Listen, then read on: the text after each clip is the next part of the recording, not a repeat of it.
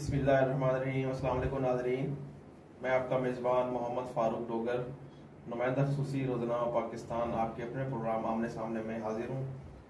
हमारे आज के मेहमान हैं हस्ब साबिक़ जनाब MS अतर कुरैशी, जो चेयरमैन हैं PMHTTV और TTAC ग्रुप ऑफ कंपनीज़ के, और माया नाज तजिज़िया निगार हैं यहाँ मलेशिया में। तो हम अपने मौजूद मेहमान को अपने प्रोग्राम आमने सामने में खुशामदीद कहते हैं। वेलकम कुरैशी साहब, हमने आपको आज फिर सहमत दी। तो नाज़रीन, हमारे आज का प्रोग्राम का जो मौजू है, बड़े ही उदास हूँ मैं, बल्कि पूरी आलम जो इस्लाम है इस वक्त बहुत ज़्यादा उदास है और सदमे में है कि जो गुज़श्ता दिनों फ्रांस के सदर इमैनुअल मैक्रोन ने जो गुस्ताखाना कलमात किए और उसकी सपोर्ट की, और जो कुछ उन्होंने किया, और जो वहाँ पर एक अखबार है फ्रांस में जो कि हज़ूर पाक सल्लल्लाहु अलैहि वसल्लम की नाउज़ुबिल्लाह उनके खाके शाया करना चाहता था, और उसकी वजह से वहाँ पर एक टीचर का कत्ल भी हुआ। तो उसकी वजह से एक अजीब सी सूरत हाल वहाँ पर बनी हुई थी। बजाय इसके कि वो उसको कंट्रोल करता, उल्टा उसने उसको हवा दी। और अब सूरत हाल ये है कि फ़्रांस में मसाजिद पर हमले हो रहे हैं और एक गुम की सूरत हाल हो चुकी है। तो इस मौजू पर आज हम गुफ्तगू करेंगे कि हमें फ्यूचर में क्या ऐसा लाहे अमल इख्तियार करना चाहिए कि कभी भी इन लोगों को जुर्रत ना हो कि ये ऐसी गुस्ताखी के मुर्तकिब हों। तो हम अपने तजिज़िया निगार MS अतर कुरैशी साहब से गुजारिश करेंगे कि वो इस पर रोशनी डालें। जी कुरैशी साहब। अस्सलाम वालेकुम वरहमतुल्लाहि वबरकातुहू। बहुत शुक्रिया मोहतरम जनाब फारूक डोगर साहब। आलम इस्लाम जो है वो इंतहाई कर्ब के हालात से गुजर रहा है, ये हकीकत है। और इस कर्ब के हालात की वजह मैं अगर कहूँगा तो फिर मुसलमान हुक्मरानों को ही इसका मैं दोषी ठहराऊंगा। पर उस बात दरअसल ये है कि आपने देखा होगा कि फ्रांस और क्या नाम है, नॉर्वे, स्वीडन, डेनमार्क, ये पिछले 2-3 दिहाइयों से हर 4 साल बाद, 3 साल बाद कोई ना कोई इस किस्म की हरकत कर जाते हैं कि जिससे मुसलमानों आलम की रूह कांप जाती है। अच्छा, इसके बाद होता क्या है? होता ये है कि शोर शराबा, हंगामा और जनाब अली गिराओ झुलाओ। अच्छा, अपने ही मुल्कों के अंदर अवाम जो है अपने गुस्से का इज़हार करके अपने ही अमलाक को नुकसान पहुंचाते हैं। उसके बाद मामला ठंडा हो जाता है, रफा दफा हो जाता है, फिर ये सिलसिला हो जाता है। लेकिन हुकूमती सतह के ऊपर जो इक़दाम हमारी मुस्लिम हुक्मरानों ने करने चाहिए, उस तरफ अभी तक किसी ने कोई एक मजबूत और कदम नहीं उठाया, कोई ऐसी हिकमत अमली नहीं बनाई जिसकी अशद जरूरत है। तो आज मैं जो बात करने जा रहा हूँ, देखिए बड़ी खुश आइन बात है कि हमारे प्राइम मिनिस्टर ने एक बड़ा डोक और वाज़े मैसेज दिया, पैगाम दिया। इसी तरह से तुर्की के सदर तैयब एर्दोगान, ये नजर आया दुनिया के अंदर के सिर्फ 2 इस्लामी मुल्क हैं जिनमें रहने वाले खातमुन नबीय्यीन मोहम्मद मुस्तफा सल्लल्लाहु ताला अलैहि वसल्लम से मोहब्बत करते हैं। तो इन दोनों हुक्मरानों ने अगर एक कदम उठाया है तो अब उस कदम को अमली जामा बनाने की बात करें। देखिए, बातों का वक्त गुजर चुका है, अब इक़दामात का वक्त आ गया है। अगर अब भी हमने ठोस इक़दामात नहीं किए तो यह सिलसिला जिस तरह चल रहा है चलता रहेगा, बल्कि और आगे बढ़ेगा, भड़केगा। आपने देखा होगा कि जहां तक फ्रांस में हुआ, उसके बाद ऑस्ट्रेलिया में भी सिलसिला शुरू हो गया। तो अब पहले भी यही हुआ था कि एक मुल्क में शुरू होता है, फिर दूसरे मुल्क के अंदर रहने वाले मुसलमानों को खामखा तंग किया जाता है। जर्मनी में भी एक मस्जिद पर हमला हुआ है गुज़श्ता रात को। जी, ये सारी सूरत हाल, इसमें हमें किस तरह से क्या लाया अमल अख्तियार करना चाहिए, उस पर हमारे हुक्मरान को सर जोड़कर बैठना चाहिए। जो हमारे बड़े बड़े मजहबी स्कॉलर हैं उनको जो है अपनी हुकूमतों को मशवरा देना चाहिए। और मैं जो बात करने जा रहा हूं वो बात आपको अपनी गिरह से बांधनी चाहिए। और हुकूमत से मेरा मुतालबा ये है कि सबसे पहले हुकूमत ये इक़दाम उठाए कि जितने भी पाकिस्तानी मुसलमान या पाकिस्तानी फ्रांस में हैं, उनको एक डेडलाइन दे कि वो फ्रांस को छोड़ के अपने वतन वापस आ जाए। इसके बाद इक़दाम ये किया जाए कि फ्रांस से अपना सिफारतकार वापस बुला लिया जाए। बिल्कुल, ताल्लुकात खत्म कर देना चाहिए। मैं बात जरा कंप्लीट कर दूं। फ्रांस से अपना जो है सिफारतकार वापस बुला लिया जाए। मैं एक प्रपोजल दे रहा हूँ, हुकूमत को बताना चाह रहा हूँ क्या इक़दाम करने चाहिए, क्योंकि हुकूमत तो हमारी सिर्फ में सोचती नहीं ना। जब फ्रांस से अपना सिफारतकार वापस आ जाएगा, इसका मतलब फ्रांस से हमारे सिफारती ताल्लुकात खत्म हो गए। ये इकदाम इसी तरह से अब अंडरस्टैंडिंग पैदा करके तुर्की को भी, हमारे प्राइम मिनिस्टर को चाहिए कि उनको भी कहेगा ये इकदाम उठाए। इसके बाद सेकंड स्टेप क्या होगा? इसके बाद सेकंड स्टेप ये होगा कि जो उनके सफीर हमारे मुल्क के अंदर है उनको बदल कर दिया जाए, वापस भेज दिया जाए। पहले अपना बुलाया जाए, फिर उनको वापस भेजा जाए, ताकि उनको ये मौका ना दिया जाए कि वहां पर रहने वाले हमारे मुसलमानों के साथ वो मजीद ज्यादती करे। पहले उनको डेडलाइन देके उनको बुला लिया जाए, फिर उनका सिफारतकार को वापस भेज दिया जाए। इसके बाद जो बेहतरीन इकदाम करने का है इस वक्त, जो अगर आप उससे मुत्तफिक हो तो बिल्कुल इसके ऊपर हमें कमेंट्स कीजिएगा, वो ये है कि फ्रांस की, हमने दुनिया भर में देखा होगा पहले भी मसनूआत का हम बाइकाट कर देते, फिर दोबारा सिलसिला शुरू होता है। और मसनूआत के बाइकाट करने से इतना असर नहीं पड़ेगा कि जितना असर जो मैं बात बताने जा रहा हूं आपको उससे पड़ेगा। कि फ्रांस के हवाई अड्डों से उड़ने वाला कोई भी जहाज वो किसी भी इस्लामी मुल्क की सरहद के अंदर दाखिल होने की उसको इजाजत ना दी जाए। अगर पूरा इस्लामिक ब्लॉक यकजा नहीं होता है एक प्लेटफॉर्म पे, तो कम से कम तुर्की और पाकिस्तान तो ये कर सकता है कि अपनी फिजाई हुदूद को इस्तेमाल करने की कतई इजाजत ना दी जाए, किसी भी इमरजेंसी की सूरत में भी ना दी जाए। दूसरा, इसी तरह से जो फ्रांस से बहरी जहाज निकलते हैं, चाहे वो सामान रसद लेके निकल रहे हो, चाहे वो कुछ भी लेके निकल रहे हो, उनको भी अपनी समंदरी हुदूद के अंदर दाखिल होने की इजाजत ना दी जाए, और ना ही उन्हें अपने पोर्ट्स के ऊपर लंगर अंदाज होने की इजाजत दी जाए। जब दो मुल्क जो इंतहाई अहम मुल्क है, जिनके ज्यादातर समंदरी ट्रैफिक वो तुर्की से गुजरता है, बिल्कुल फ्रांस से आने वाला, फिर फिजाई हुदूद इस्तेमाल होती है, इन दो चीजों पे अगर हम कंट्रोल कर लेंगे कि जो भी जहाज, हवाई जहाज टेक ऑफ करता है, जो भी, देखिए मैं जो बात कर रहा हूं उस पर गौर करें आप, फ्रांस का नहीं, फ्रांस भी शामिल है, उसके अलावा फ्रांस के एयरपोर्ट से जो भी हवाई जहाज टेक ऑफ करता है उसको ये दो मुल्क कम से कम अपने सरहदी हुदूद को इस्तेमाल करने की इजाजत ना दें, बंद कर दें। इससे फ्रांस की हुकूमत को असर नहीं पड़ेगा, वो मुस्तकबिल में सोचने के ऊपर मजबूर हो जाएंगे। इसके साथ साथ अपने ब्लॉक को मजबूत करें, दीगर इस्लामी ममालिक को भी इस तरफ लेकर आए कि देखें अल्लाह रब्बुल इज्जत के वो महबूब जिनका जिक्र अल्लाह रब्बुल इज्जत ने वरफाना लका जिक्र रखे के कुरान के अंदर बुलंद किया है, उस जिक्र को बुलंद करने के लिए हमें भी हुक्म फरमाया गया है। तो वो इंसान जिसको अल्लाह रब्बुल इज्जत ने आलम इंसानियत के लिए रहमतुल लिल आलमीन बनाकर भेजा, वो इंसान जिसको अल्लाह तबारक व तआला ने उसके साये से, यानी उसका साया भी उससे जुदा नहीं किया, उसको उसका साया भी नहीं बनने दिया, उसके खाके बनाने की इजाजत मुसलमान कैसे दे सकता है? तो अगर ये इकदाम हमने कर लिए, फिर आ जाते हैं प्रोडक्ट और दूसरी तीसरी चौथी बातों के ऊपर। तो मैं ये समझता हूं कि हमें किसी भी किस्म के फोरम पर जाने की इस वक्त जरूरत नहीं है कि हम अक़वाम मुत्तहिदा में जाएं, हम करारदादें पेश करें, हम तकरीरें करें। नहीं, करारदादें पेश करने, तकरीरें करने का वक्त गुजर गया, अब इक़दाम करने। अगर इन इक़दाम से भी बस नहीं चलता है और क्या नाम है यूरोप और अमेरिका उसको सपोर्ट करते हैं, तो फिर ये समझ लीजिए कि आपकी इस्लाम की और कुफर की खुली जंग है। बिल्कुल जी, आप कुछ फरमाते जी। मैं असल में नाज़रीन की एक मालूमात में इजाफा ये करना चाह रहा था कि फ्रांस की ये जो इस्लाम दुश्मनी है ये सब बहुत दहाइयों से चली आ रही है। इनका एक बादशाह था फ्रेडरिक, शायद आपने उसका नाम सुना होगा, तारीख में उसका नाम है। वो जो बादशाह था, वो जब से वो बादशाह बना था उस वक्त से लेकर उसके जहन में एक ही प्लानिंग थी कि दुनिया से इस्लाम को ख़त्म किया जाए।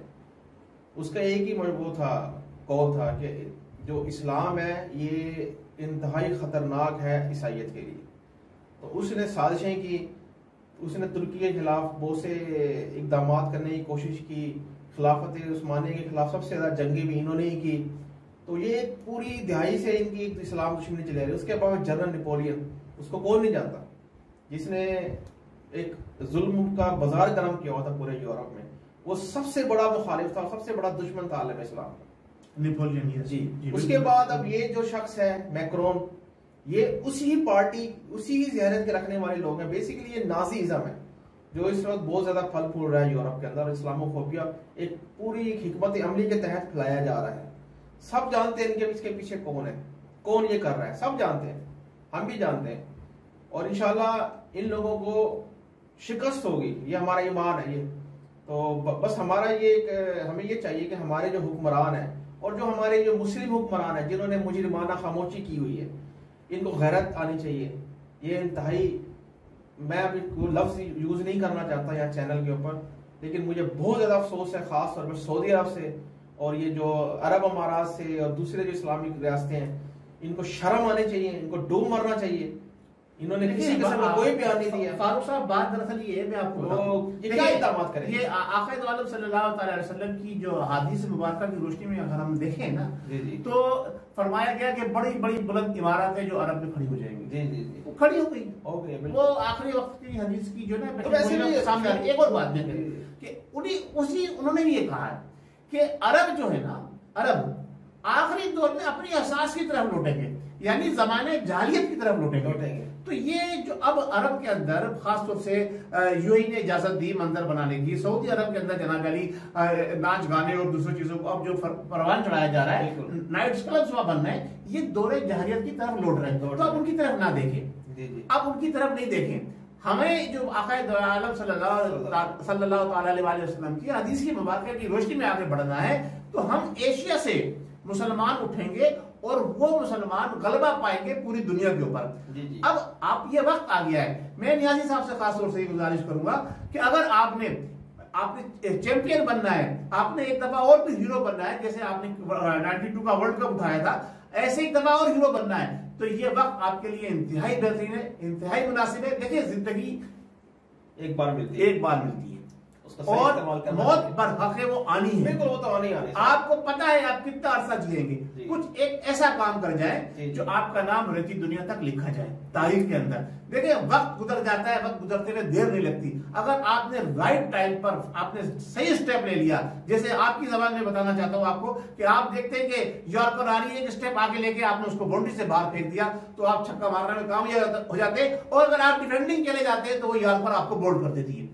तो अब आपने बोल्ड होना है या आपने छक्का मारना है, ये आपके हाथ के अंदर है। तो मैं आपसे अर्ज करूंगा कि आप ये ना सोचें कि तुर्की कदम उठाएगा, आप ये ना सोचें कि अफगानिस्तान कदम उठाएगा। अफगानिस्तान कदम उठाने जा रहा है, मैं आपको बताना चाह रहा हूं, अफगानिस्तान कदम उठाने जा रहा है। वो कोई ना कोई ऐसा इक़दाम कर जाएगा, लेकिन उसके पास वो पावर नहीं है जो पावर आपके पास है। आप एडमी कुव्वत है, आपका अगर एक सही इक़दाम आपने उठा लिया, तो अब आपको करारदाद लेकर जो है ना अक़वाम मुत्तहिदा में नहीं जाना होगा, मुसलमानों के ऊपर रहम की करारदाद लेकर। जो यूरोप और अमेरिका है वो अक़वाम मुत्तहिदा में आएगा कि ये मुसलमानों ने क्या किया है, इनको रोका जाए। बिल्कुल, ये स्टेप आपने लेना है। अगर जो स्टेप मैंने जिक्र किया है और भी बेहतर स्टेप होंगे, आप अगर ये सफारती ताल्लुकात इस्तेमाल करते हुए अगर दुनिया भर को कायल कर लेते हैं कि इससे सफारती ताल्लुकात मुनक़ता कर दिए जाए, तो ये लोग ये स्टेप लेने पे मजबूर हो जाएंगे कि ये अक़वाम मुत्तहिदा में जाए कि मुसलमानों को जनाब अली हमारे फ़ज़ाए हुदूद खोलने की इजाजत दी जाए, को खोलने का हुक्म दिया जाए। तो हम चाहते हैं कि अब बोर्ड हमारे कोर्ट में होनी चाहिए, उनकी कोर्ट में नहीं रहनी चाहिए। और अगर आपने ये इक़दाम उठाया तो ये इकन्नियां, दुवन्नियां, चौवन्नियां जो अपोजिशन की सूरत में इस वक्त मुल्क में इकट्ठी हुई भी है, ये सब फुट फना हो जाएंगी, ये मलिया मेट हो जाएंगी। और सारी अवाम, आपको पता है अवाम के दिलों में क्या है, अवाम कैसी भी है पाकिस्तान की, लेकिन जब तहफ़्फ़ुज़ नामूस रिसालत की बात आती है तो अवाम एक प्लेटफॉर्म पर खड़ी होती है। अगर आप अपनी अवाम को अपने साथ खड़ा करना चाहते हैं, उसका दस्ते बाजू बनना चाहते हैं, तो ये काम आपने उठाना होगा। आपके पास दुनिया की बेहतरीन तरीन फौज मौजूद है, दुनिया की बेहतरीन तरीन फौज, क्योंकि ये वो फौज है जो मरने को फोकियत देती है हर मैदान के अंदर, कि हम मरने के बाद शहीद होंगे, हमेशा के लिए जिंदा हो जाएंगे। दूसरे लोग तो मौत से डर के भागते हैं, ये मौत को गले लगाने वाली फौज है। तो आपके पास जब ऐसी फौज मौजूद है और आपके पास एटम बम भी है, पावर भी है, फिर आप किस चीज के लिए इंतजार कर रहे हैं? तो सर देखें, मैं अभी आपसे एक और बात शेयर करने वाला हूँ। जी, कल यस्टरडे को जी पाकिस्तान की नेशनल असेंबली में एक करारदाद पेश की जानी थी, इन्हीं खाकों के हवाले से इनकी मजम्मती करारदाद एक पेश करनी थी जनाब मखदूम शाह महमूद कुरैशी जो हमारे वज़ीर ख़ारजा उन्होंने। तो मुझे इंतहाई अफसोस हुआ मुस्लिम लीग नून, जमीयत उलमा इस्लाम फे, पाकिस्तान पीपल्स पार्टी और जितनी भी अपोजिशन जमातें उनके रवैये पर उन लोगों ने इतना शोर गुल किया, इतना उधम मचाया कि जिसकी जितनी भी मजम्मत की जाए कम है। उन लोगों ने उस करारदाद पेश करने के दौरान जो वहां पर वाद वेला बिछाया, शर्म आनी चाहिए तुम जैसे बेगैरत सियासतदानों को, डूब मरना चाहिए। जब तुम्हारे लीडर को कोई गाली देता है तो तुम लोग रोड पे लेकर आते हो और पता नहीं क्या कुछ करते हो, इदारों पे इल्जामात लगाते हो। जब हुजूर पाक सल्लल्लाहु अलैहि वसल्लम के बारे में एक करारदाद पेश की जानी थी कि उनकी जो खाकों के ऊपर जो एक पूरे यूरोप ने एक इस्लाम दुश्मनी का सबूत दिया है, तो आप लोगों ने वो करारदाद पेश करनी नहीं थी और शोर गुल किया। सर ये क्या है? इसमें मैं इख्तलाफ करूंगा। एक सेकंड मेरी बात सुन लीजिए। आपने बात कर दी ना, आप उस करारदाद पेश करने से पहले जो तखरीर की गई थी, देखिए बात ये है कि जब एक उनको मौका दिया गया ना, आप मेरी बात सुने ना, मैंने बात कोई कंप्लेंट नहीं की है। अच्छा। अपोजिशन को पूरा मौका दिया गया, उस दौरान हुकूमती रुकन ने किसी ने कोई मुदाखलत नहीं की। जैसे ही शाह महमूद कुरैशी साहब ने करारदाद पेश करने की कोशिश की, इन लोगों ने शोर करना शुरू कर दिया। अपोजिशन का मुतालबा था कि वफाकी वजीर ने जो अल्फाज इस्तेमाल किए हैं, पूरी अपोजिशन को उन्होंने गद्दार करार दिया। ये अल्फाज बिल्कुल गलत थे, नामुनासिब थे। ये भी गलत है, मैं मानता हूं। ये अल्फाज उन्होंने वापस लेने का मुतालबा किया था।